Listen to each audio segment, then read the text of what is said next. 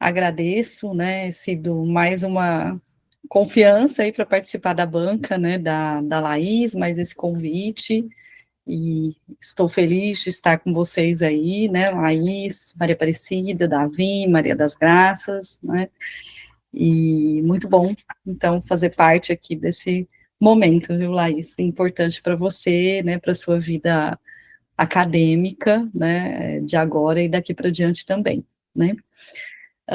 Então, eu não tenho tantas coisas para falar, né, eu acho que também muitas coisas Maria Aparecida já contemplou, Davi já contemplou, e acredito que eles tenham contribuído muito com o seu trabalho, né, na qualificação, porque o momento da qualificação é um momento, talvez, a defesa é importante, né, mas a qualificação é aquele momento em que a gente realmente consegue dar uma contribuição, né, e a defesa é um protocolo, claro, né, que tem que ser cumprido e tudo, mas quando a gente vai para a defesa, a gente já tem um trabalho que está ali pronto, né, praticamente pronto, claro que, né, sugestões sempre são bem-vindas e tudo mais, mas, né, a gente já tem ali um trabalho praticamente finalizado, né, com algumas questões que podem, né, ser acertadas e tudo mais, então, eu venho mais nesse sentido, né, de conversar um pouquinho com você, e até mesmo, às vezes, você me falar alguma coisa, né, responder alguma coisa que, esse diálogo mesmo, né, de como isso foi colocado na sua qualificação, né, e tudo mais. Então, é mais nesse sentido. Gostei muito, Laís, de ler o seu trabalho, acho que é um trabalho bem escrito, um trabalho que está bem organizado, a gente vê que você pesquisou muito, né, que você foi atrás de materiais, né, que a gente tem uma certa dificuldade para correr atrás dessas coisas, né, não é fácil você pesquisar quando você vai atrás de documentos, né, e acho que é por isso que, assim, muito tem se perdido nesse sentido, pouquíssimas pessoas têm ido, né, atrás de materiais, bibliotecas, outros locais, outros países, enfim, né, corrido atrás mesmo de materiais, porque a gente sabe o tanto que isso demanda, né, às vezes financeiramente, tempo, né, e um esforço mesmo que você teve, né, de buscar documentos. Então, acho que nesse sentido o seu trabalho é muito interessante, né, muito inovador, né, e traz para a gente ainda uma esperança de que há pessoas que gostam de ir a campo mesmo para pesquisar, para buscar alguma coisa, né, até porque na literatura a gente vê menos esse tipo de trabalho, né, os trabalhos mais literários vão às questões bibliográficas, às teorias, né, então eu quero te parabenizar, né, você, Alcido, por você ter tido esse cuidado, né, e essa proposta, e pensar um pouco nessa produção, então, que é uma produção jornalística da Virginia Woolf, né. Então, você coloca isso como objetivo, né, de estudar essa produção, e verificar, né, como Virginia Woolf pensa a arte, a ficção e a literatura, né, como você coloca no seu trabalho. E aí você divide, né, pontualmente esses tópicos, né, em alguns capítulos, né, e eu quero te falar de uma maneira geral, que eu achei, assim, o capítulo seu do letramento, eu acho que ele ficou enorme, né, e ali eu vejo, às vezes, um descompasso, assim, em termos de, acho que você colocou muita coisa ali, então acho que são 52 páginas até ali, aquela questão do letramento do começo até ali, né, então você fala nesse capítulo de toda uma preparação intelectual da Virginia Woolf, né, dos meios que ela frequentou, dos museus, né, das relações que ela teve com as pessoas da arte, das letras, né, óperas, musicais, enfim, né, todo o apreço, como você coloca, que ela tinha pela arte, né. Então, ao meu ver, eu acho que esse capítulo ficou, assim, um pouco ficou grande demais, né, até ali, você trata dessas questões, fala muito, né, dessas questões, da preparação da Virginia Woolf, talvez, né, de como ela conseguiu ter essa formação dela mesmo, enquanto pessoa, enquanto escritora, né? E assim, quase meio trabalho tá até ali, né? Então, uma coisa que eu queria te perguntar é o seguinte, né? Conversar, não é, né? A gente trocar uma ideia sobre isso, que acho que foi o ponto que mais me pegou nessa leitura, né? E você mostra como ela se formou e tudo mais, como foi tudo isso, mas eu fico pensando que talvez, né? Você acha que descrever, né? Tudo que você descreveu até ali, né? Mostra realmente como ela pensou a arte, a literatura e a ficção, que é essa sua proposta, né? Ou está mais ligada a essa forma de como ela se formou como ficcionista, porque em alguns momentos eu acho que parece que contribui mais para a formação dela do que para a forma como ela mostra menos a forma como ela ver essa literatura, a arte, que era a sua proposta, do que a forma como ela se formou. Então, acho que você foca mais, às vezes, deixa eu ser mais clara, na pessoa, né, no como ela se constrói, do que propriamente na literatura em si, no como ela pensa essa literatura, enfim. Então, esse era um ponto, né, que eu queria te perguntar, como é que você vê isso, se você acha isso ou não, né, e como que fica essa coisa, que eu acho que às vezes ficou um pouco desproporcional em termos do tanto que você falou para depois a outra, né, vamos dizer assim, uma segunda parte, não é só uma segunda porque tem outros capítulos, né, outros tópicos, vamos dizer assim. Mas eu queria te ouvir um pouco a respeito disso. Sim. Muitíssimo obrigada, professora, pela observação, pela pergunta. Eu concordo, esse capítulo acabou se estendendo um pouco, né? E, de fato, eu acabei dando um enfoque maior para a formação de Virginia como pessoa, né, como ficcionista, mas eu penso que talvez que esse enfoque também serve para mostrar como Virginia foi se tornando uma jornalista também, pensando, por exemplo, no fato de que ela começou a desenvolver o jornal, o periódico doméstico, o The Hyde Park Gate News, e a partir disso ela foi aos poucos se inteirando desse universo do jornalismo. Então, acho que esse enfoque que eu dei no princípio foi mais para mostrar como o Virginia foi depois se encaminhando para essa seara do jornalismo mesmo. Então, a partir desse contato com esses outros gêneros textuais que ela foi tendo ao longo da vida e também da formação dela, tudo isso possibilitou com que ela chegasse como fim, né, não só a ficção e se tornasse uma ficcionista, mas se tornasse também uma jornalista. Então, até porque, por exemplo, por meio da formação no King's College e algumas aulas particulares, ela pôde tomar contato com alguns ensaios, já alguns textos dessa natureza, para depois vir a desenvolver o jornal doméstico, o periódico doméstico e futuramente a própria Press, né, com Leonard, e se inserir no mercado da escrita, né, jornalística. Então, acho que o enfoque que eu dei para ela, para toda essa formação dela, foi pensando em chegar nesse ponto, nesse estágio final, né, que seria da Virginia como jornalista mesmo. Ok, Laís, obrigada pela sua resposta, pela sua conversa, né? Aqui o que eu estou fazendo é um bate-papo aqui com você, né? Espero que você fique tranquila para a gente conversar, mas é uma conversa mesmo. Sim, sim. E algumas coisas também de quem não estava na qualificação e aí quer ouvir um pouco você, né?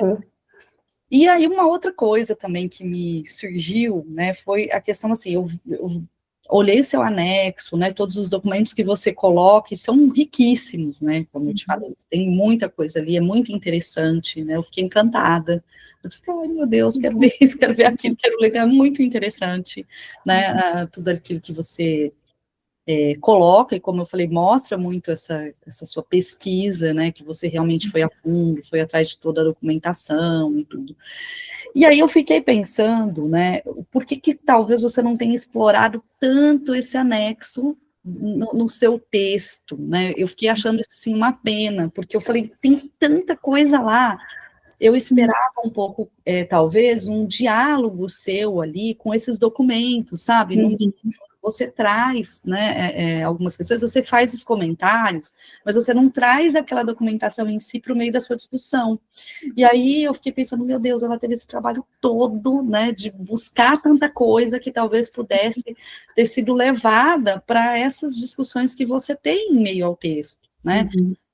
Eu acho que talvez você tenha perdido uma oportunidade de, né, de discutir coisas que seriam interessantíssimas, né? Não que você não possa ainda fazer isso, talvez você até consiga, nesse tempo, levar alguma coisa, e também esse trabalho que você, toda essa pesquisa sua, né, pode te render muitas outras coisas futuras, né? Um pós-doutorado, pode te render artigos, apresentações em eventos, então, assim, nada é perdido, né?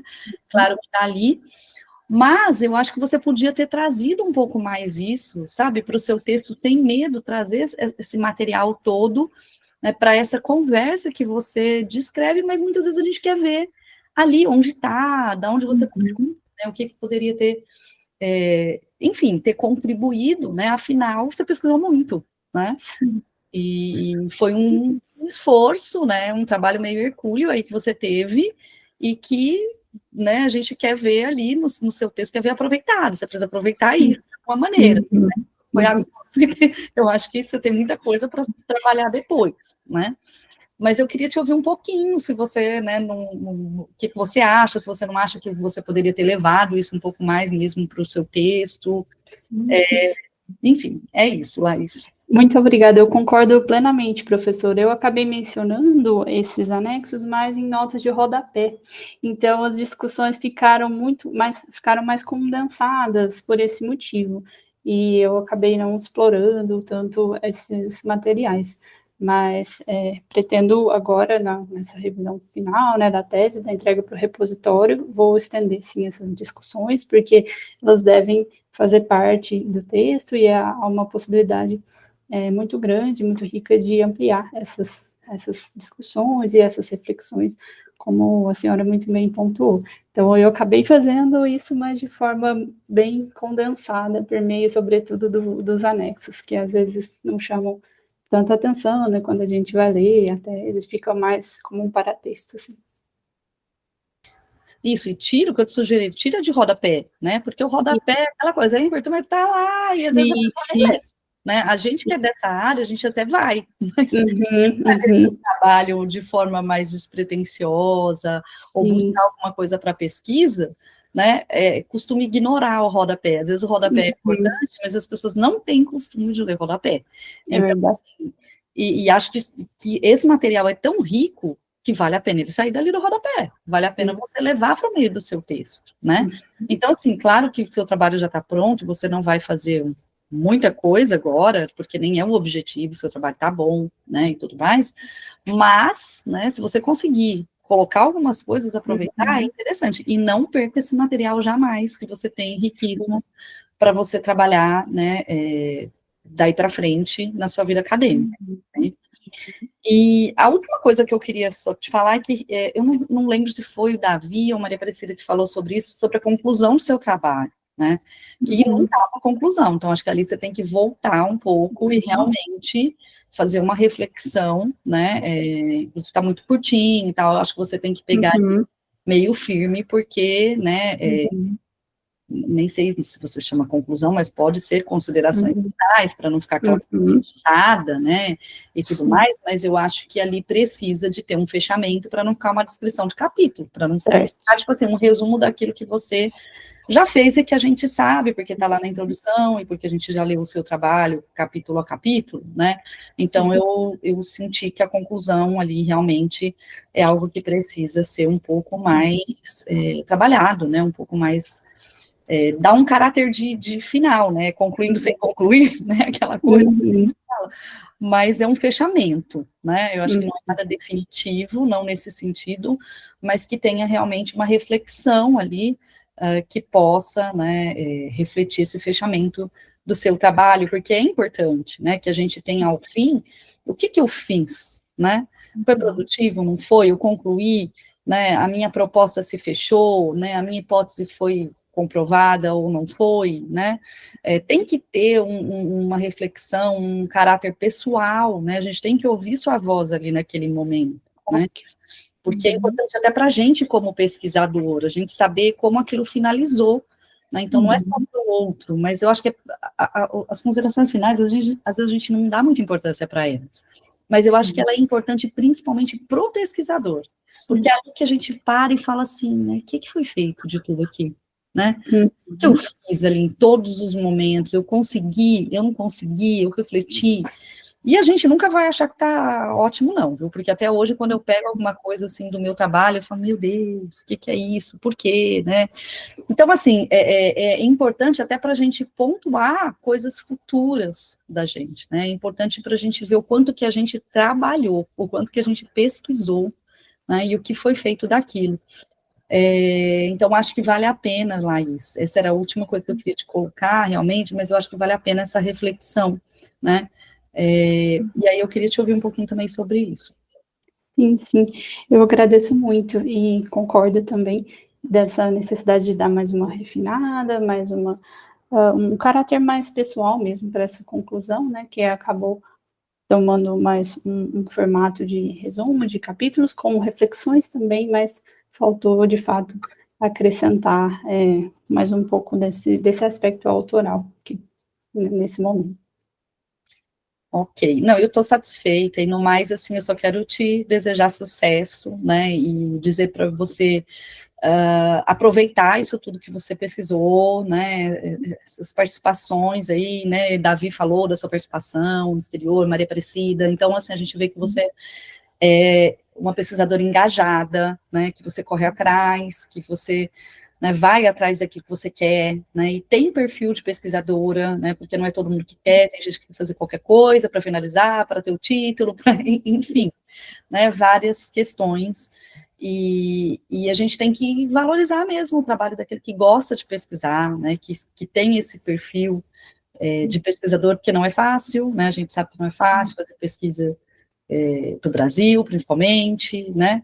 Então, no mais, eu quero só, então, parabenizar você e o Cido, né, por essa empreitada, né, por esse trabalho, por essa coragem também de enfrentar, né, outros aspectos da pesquisa que não sejam só aqueles aspectos teóricos, mas de buscar documentos, de ir a campo, né, como você fez, tá? E eu acho que é isso que eu queria te dizer. Muitíssimo obrigada, professora, por ter aceitado esse convite mais uma vez para participar dessa banca e também por ter participado da minha banca de mestrado, né, da defesa, assim como a professora Maria também, Maria Aparecida, então é um imenso prazer reencontrá-la novamente e te agradeço muitíssimo por todas as observações, pelos comentários, muito obrigada mais uma vez.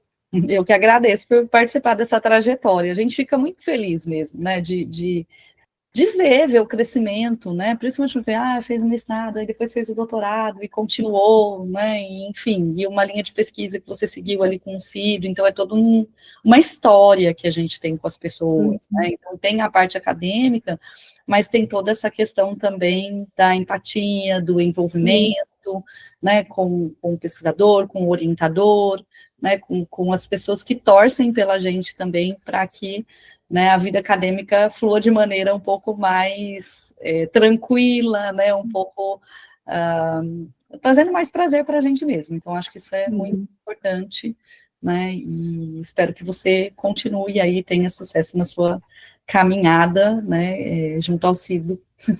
Muito obrigada, muito obrigada. Obrigado, Fernanda, pelas colocações, pelas questões, elementos importantes aí para a Laís considerar. Lembrando que Laís, né, tem, a partir de hoje, 60 dias para incorporar as sugestões que vocês estão trazendo aqui para ela, né? E então fazer a entrega junto ao repositório da universidade. Então, com certeza, não dá para garantir tudo, tá, gente? Porque 60 dias a gente sabe que é assim, né? Mas, com certeza, muito do que vocês estão pontuando aqui para ela, ela vai sim conseguir incorporar a tese, que são mais questões de edição, mais questões de trazer para o texto, de explicar, né? de repente, adicionar uma ou outra informação ali importante, um desenvolvimento um pouco melhor de uma outra passagem. Então, isso, com certeza, vai estar nas possibilidades, sim, de Laís fazer. E antes de eu passar a palavra para Maria das Graças, eu queria dizer o seguinte, né, que no arquivo, né, que foi enviado a vocês, a Laís já acrescentou aquilo que é chamado folha de aprovação, né, que a Unesp exige e tudo mais, e lá estão apenas o meu nome, o nome de Davi e o nome da Cida. Está faltando o nome de Fernanda e de Maria, tá? Então, eu gostaria de informar a Fernanda e a Maria que os nomes de vocês terão que ser, na verdade, senão a Laís não consegue entregar na biblioteca, né, os nomes de vocês serão acrescentados, né, nesse momento de revisão que ela vai fazer para preparar, né, para entregar para a biblioteca, ela vai ter que acrescentar o nome de vocês, então, aqui na folha de aprovação, tá, gente? Inclusive, a data de defesa também está incorreta, né, precisa ser corrigida, tá? Então, fiquem tranquilas que Laís precisará, de qualquer forma, colocar o nome de vocês. Mas eu imaginei que fosse assim. Eu falei, ela copiou, colou da qualificação que a gente faz aquela parte lá do começo. Como Davi e Maria Aparecida, eu falei, eu nem me importei, porque eu falei, nem vou falar isso, porque eu sei que isso aí vai passar. Não, é que, na verdade, no momento da tramitação, que eu estava conversando com vocês ainda e tudo mais, né, a gente só tinha confirmado os nomes da Cida e do Davi, e ainda faltava confirmar vocês, Fernanda e Maria das Graças, tá? Mas fiquem tranquilas que a Laís vai acrescentar, ela tem que, na verdade, senão ela não consegue entregar na biblioteca, tá? A biblioteca exige, hoje em dia, né, a biblioteca da Unesp, antigamente não, antigamente, quando a gente entregava impresso, a biblioteca não exigia, hoje ela exige, né, porque é uma entrega totalmente virtual, né? Então, se não tem essa folha, a biblioteca devolve para a pessoa e tem que colocar, tá? Bom, então, feita essa observação, eu gostaria de passar a palavra a Maria das Graças com meus agradecimentos pelas contribuições que Maria, com certeza, vai trazer aqui para nós. É sempre um prazer, né, gente? Todos que conhecemos Maria das Graças, é um prazer imenso ouvi-la falar, né? Foi nossa professora, né? Então, é sempre um prazer muito grande, né, ouvir Maria das Graças falar, e me traz sempre boas memórias, né, memórias das aulas dela, enfim. Então, Maria, a palavra é sua, tá? Muito obrigado. Devemos até esquecer essa questão de professoras, que agora nós somos todos colegas, né? Fazemos parte dessa liga, desse grupo de pessoas que gostam de ler Virginia Woolf, de pensar nessa passagem do século XIX para o XX, não é? Que é tão interessante e que tem reflexo até os dias de hoje, se a gente prestar com bastante atenção. Mas, então, eu quero agradecer o professor Aparecido e a Laís pelo convite. É uma honra participar desse momento aqui e dividir com a Maria Aparecida, minha querida Maria Aparecida, o Davi e a Fernanda, essas tarefas do dia de hoje, né? Então, eu quero agradecer e muito. E Laís e Aparecida, eu quero parabenizá-los pela escolha do tema, que visa enfatizar as produções jornalísticas da Virginia Woolf, com vistas a destacá-la como pensadora da ficção e das artes, né? Eu gostei muito da pesquisa, e até não sei, viu, Maria Aparecida, você me corrija, mas eu acredito que entre nós brasileiros, não há trabalho sobre essa faceta da romancista, né? Nós temos muita gente trabalhando os romances da Virginia Woolf, eu mesmo orientei um grupo de pessoas nesse sentido, mas eu nunca vi, pelo menos, né, alguém que vá se dedicar, se debruçar para pensar nela como pensadora da ficção e das artes, né? Então, isso põe em destaque, né, o caráter original da pesquisa da Laís, né, que é exatamente o que a gente espera de um doutorado. Então, aí já tenho meus parabéns, né? E o texto apresentado, a Fernanda ressaltou isso com bastante ênfase, né? É a prova aí de uma abordagem competente e de fôlego, porque o que você pesquisou e realmente, assim, eu olhava os anexos, falei, nossa, como a Laís trabalhou com isso, como eu não participei de qualificação nem de mestrado, para mim é tudo novidade. Eu falei, meu Deus, essa moça trabalhou muito, muito, muito. Então, revela aí o seu bom desempenho, sua desenvoltura, Laís. E suas referências bibliográficas, elas refletem a seriedade da sua proposta, né? Seus anexos, né? E a atualidade do levantamento, que vai cobrindo ali atividades da escritora, desde a infância até o período adulto, né? Então, foi prazerosa a leitura do seu texto, mas também, como disse a Maria Aparecida, não é esperado que eu venha aqui só falar da excepcionalidade do trabalho, né? Eu penso que a expectativa é que eu dê alguma colaboração. Então, algo que realmente me chamou a atenção, Maria Aparecida já trocou nessa questão, o Davi, a Fernanda, você faz esse belo levantamento, que eu acho importante, que vai da infância, não é? Como ela, com a família, com o pai, ou seja, como quer que seja, ela vai se preparando para ser a dona da palavra, né? Ter um domínio de palavra e realmente questionar a questão da linguagem, né? Então, a Maria Aparecida colocou bem essa questão da Virginia Woolf, como que ela se tornou Woolf, né? Quer dizer, quando que ela assume, não é, como realmente aquela que detém a caneta, a crítica, né? Porque eu não estou nem mais pensando como romancista, mas pensando como jornalista, como crítica, como ensaísta, né? Porque nos ensaios dela, ela faz um ensaio diferente do que a tradição fazia. Ela vai contestando, ela vai colocando questões políticas importantíssimas. Então, eu acho essa questão de como Virginia Woolf se torna Woolf passa por essa avaliação, né? E a outra questão, o Davi bateu muito sobre isso, é como essa ênfase você coloca Virginia Woolf, você põe a assinatura dela e 2 pontos, pensadora da ficção e das artes, e a gente fica esperando lá no final que você vai fazer um fecho tratando dessa questão da pensadora. Que pensadora é a Virginia Woolf, né? Então, eu acho que o que está faltando é, no encerramento da sua tese, esse arremate, porque o leitor fica esperando isso. A gente já fez toda a trajetória com você, vai, e fica esperando lá na conclusão que você feche tudo isso e tenha um discurso forte, né? Como feminista, como ativista, e isso tem que estar ali presente. Eu senti falta disso, né? Então, isso é importante, eu acho que deve ser, e nem vou ficar batendo muito sobre isso, mas, então, essa, também eu estou com eles, é isso que eu ia te perguntar, né? Então, já nem vou fazer. Agora, eu vou te dizer uma coisa, você foi ao King's College e eu também.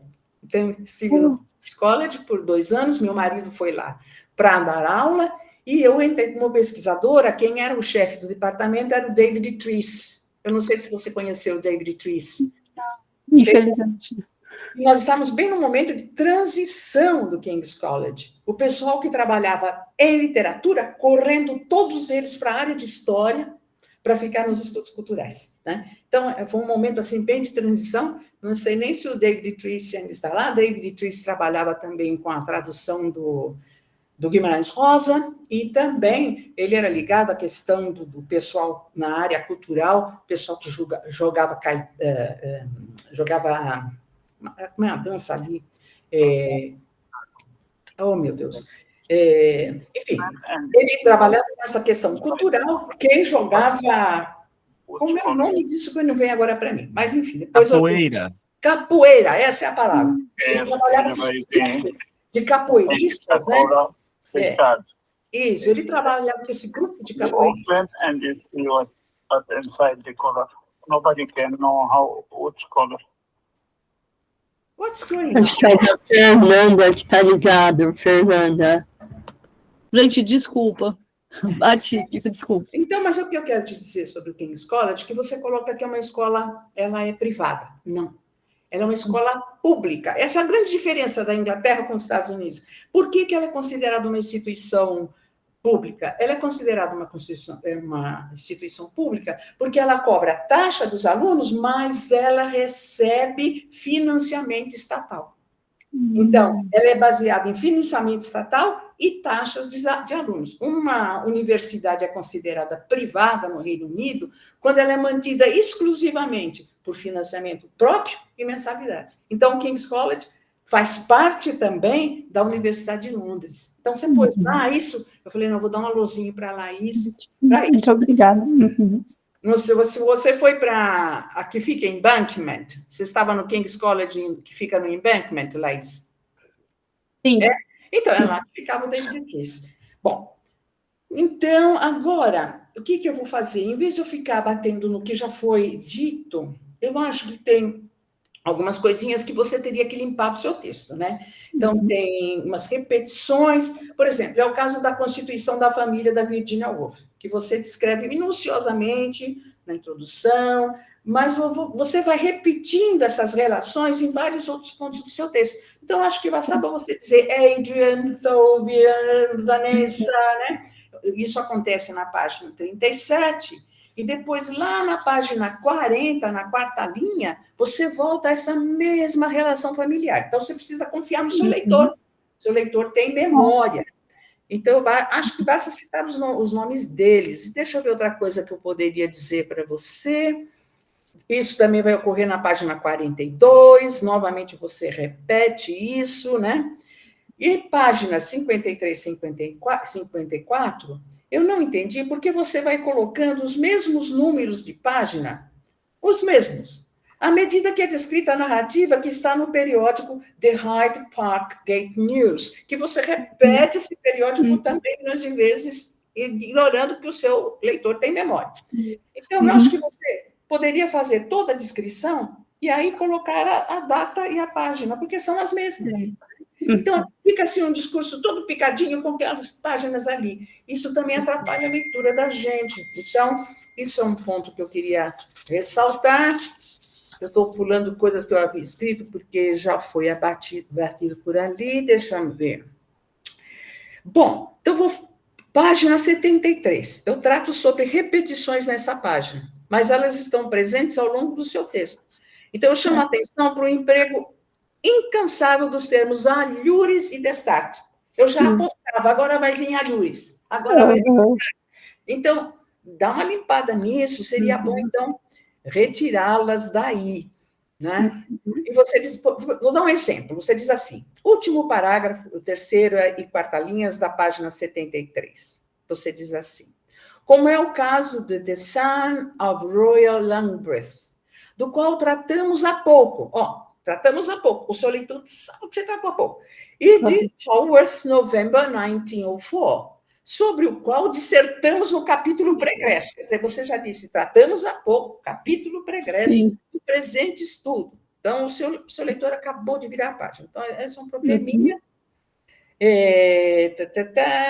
Também essa questão, você cita na introdução, quando ela passa ao emprego da primeira pessoa do plural, nós. Então, isso você repete também. Eu daria uma cortadinha. Conforme já adiantamos alhures, você vai dizer. Destarte, tudo nesse trecho só. Então, isso daí seria bom cortar. Bom, e agora, deixa eu ver aqui, que essa é importante, esse é um negócio importante. Na página 74, tá, eu vou pular isso, vou para a página 83. Texto no topo da página, eu não entendi porque esse trecho está em itálico, né? No caso dos textos referendados, literatura e música. Você põe tudo em itálico. Acunhar, em suma, uma renovada concepção de forma, bem como uma forma particular de pensar da ficção e das artes por meio do cultivo de uma assinatura e de uma voz que lhe fossem próprias. Então, eu gostaria que você comentasse por que vem isso em itálico, que eu não sei por quê. Sim, eu havia usado o itálico como uma forma de destaque, mas, de fato, está errado. Não Eu não sabia assim, se você está falando, se alguém que falou. Não, fui eu mesma aqui. E é um ponto importante, exatamente no momento que você vai dizer, né, da ficção e das artes por meio do cultivo de assinatura de uma voz que lhe fossem próprias. Quer dizer, um momento importante, né? Aí. Sim. Bom, e aí, deixa eu ver onde eu queria colocar aqui um trechinho. Não, eu vou voltar aqui, porque tem algo que é importante. Oh, onde está aqui? Aqui. Isso. Página 42, vou voltar lá. No último parágrafo, não é necessário repetir que os irmãos de Virginia Woolf, são Thoby e Adrian, foram educacionalmente privilegiados. Além disso, o trecho é extremamente longo. Talvez fosse interessante rever a redação, porque a exposição que você faz, ela é ambígua, ficou complicado isso. E é importante, de novo, é um trecho importante. Ressalta o desenvolvimento das irmãs e, sobretudo, as atividades de Virginia Woolf. Eu vou ler até o trecho para você. O aporte sociocultural voltado às artes que foram ofertada às jovens, ainda que modesto, aí você vem repetir o que a gente já sabe, se comparado ao que for oferecido a Thoby e Adrian, e a Adrian, os quais, em vista da questão de gênero, dispunham de acesso mais amplo e generalizado à educação, uma vez que, posteriormente, puderam ingressar no ensino superior. Não fica complicado isso? A gente não sabe se são os irmãos ou se são elas. Eu sei que são elas, mas essa estrutura ficou complicadíssima. E é outro ponto interessante no qual você vai fazendo a trilha da Virginia Woolf quando ela começa a realmente ser crítica. Então, isso é importante. Aí ficou confuso isso. Uma vez que, posteriormente, puderam quem? Virginia Woolf e a Vanessa, só que parece que são os irmãos. Ingressar viria a gestar frutos profissionais para ambos. Então, aí, dá uma boa ajeitadinha nessa questão aí, porque é complicado. Acho que desses pontos você pode ir pegando o que você vai poder consertar lá na sua conclusão, que é essa faceta de Virginia Woolf, quando ela se transforma em Woolf, quando ela realmente caminha com os seus pés e com a sua caneta, né? Eu acho isso importante, né? E o que mais eu tenho a dizer? Vamos ver, página 99, último parágrafo no topo da página. As repetições continuam sendo a sua marca, bem como a estruturação de frases longas. Às vezes o seu leitor não tem nem ar para respirar, de tão longo que é. Então, aqui.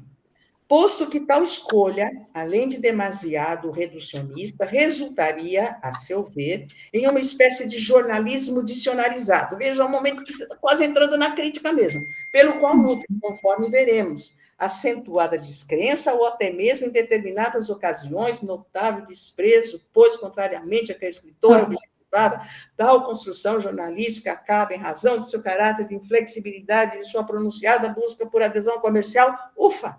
Aí você também gosta de travessões, tem muitos, ambas características já sublinhadas. Relembremos, por uma ainda jovem, o que você fala dessa jovem Virginia Stephen, a qual cunhara em conjuntura Vanessa e a Thoby, a historieta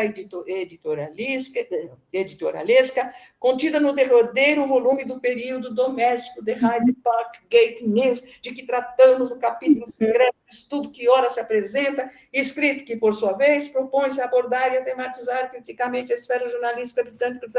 Veja que longo, né? Então, são estruturas longas. Talvez você pudesse diminuir essas estruturas, diminuir essa questão da repetição, porque com a repetição você perde o fio da meada desse retrato que você quer fazer da Virginia Woolf pensadora. Foi aí que eu pensei, por que não chega lá? Por que não chega lá? Então, eu acredito assim que dá para já entender o que eu quis dizer, e eu quero ressaltar que isso não diminui a alta qualidade de sua pesquisa. Eu considero essa minha exposição como um ajuste fino, né, que é bem apropriado para esse momento final. É um ajuste fino. E preste atenção no que você está dizendo nesses longos parágrafos que às vezes você põe vírgula, às vezes você põe travessão, e você vai inserindo coisas paralelas quando você está desenhando um pensamento crítico que poderia te levar para um lugar maior. Você gosta de ser minuciosa, então seja menos minuciosa. Então, e você vai ter então que rever esse texto para enviar à biblioteca. Então, acho que esse é o momento. Mas eu acho que o seu trabalho ele é muito bom, ele preenche uma lacuna no que diz respeito à exposição para nós brasileiros dessa faceta jornalística de Virginia Woolf, né, de ativista, eu tenho que dizer isso, de ativista, de política, como uma pensadora da ficção e das artes. O que ela faz como pensadora da ficção e das artes para ter ganho esse aporte, essa feição de pensadora, né? Então, é isso. Sua coleta de dados é pertinente, atualizada. Eu gostei muito do percurso escolhido para a apresentação da trajetória, retirando essas repetições, né? A tarefa que você se dedicou aí mostra a sua competência, você cumpre os objetivos propostos, falta fechar com mais força, numa maneira mais, digamos assim, Virginia Woolfiana, no sentido mesmo, né? E esses pontos que eu levantei são apenas ajustes finos, próprias para essa etapa final. Então, só me resta parabenizar a você, o seu orientador, e agradecer a confiança e essa oportunidade de aqui estar com os colegas. Acho que Davi, acho que Maria Aparecida e Fernanda, eles realmente, como acho que os dois participaram de qualificação e acompanham você, eles pegaram isso com muita... Eu estava até temerosa, eu falei, será que eu vou dizer alguma coisa que não bate? Fiquei feliz quando os dois vêm e colocam dois... Eu ficava, meu Deus, onde está? Como é que ela fecha isso da pensadora? Como vai ser isso? Então, veja bem, nós aqui estamos pedindo para você, pense para fazer essa conclusão, amarrar o que você fez tão bonito, né? É isso aí. Então, agradeço mais uma vez e dizer que eu sempre fico feliz de rever todos vocês. Davi agora entra nesse pedaço, Fernanda, e a Maria Aparecida, minha querida do coração, e o Cido eu nem falo. Vou falar, Cido, vai tomar chopp comigo hoje à noite ou não? Obrigada. Ai, Maria, eu que agradeço. Infelizmente eu não vou conseguir, Maria, tenho um compromisso hoje à noite, mas não vão faltar oportunidades, senão eu iria sim. Laís, acho que você tem algumas coisas a falar, né, para a professora Maria das Graças, tá? Desculpe interromper, fique à vontade. Tá bom. Professora, foi um imenso prazer conhecê-la, contar com o seu parecer, suas observações, muitíssimo generosas, eu lhe agradeço imensamente, muitíssimo obrigada, vou fazer esses ajustes já agora quanto antes, para entregar a versão final do texto, e espero poder reencontrá-la futuramente em eventos, em atividades relacionadas ao UF, será um privilégio e um prazer imenso. Muito obrigada. Obrigada também, eu tenho certeza que você vai brilhar, Laís, porque o seu trabalho é bonito. Obrigada, muito obrigada.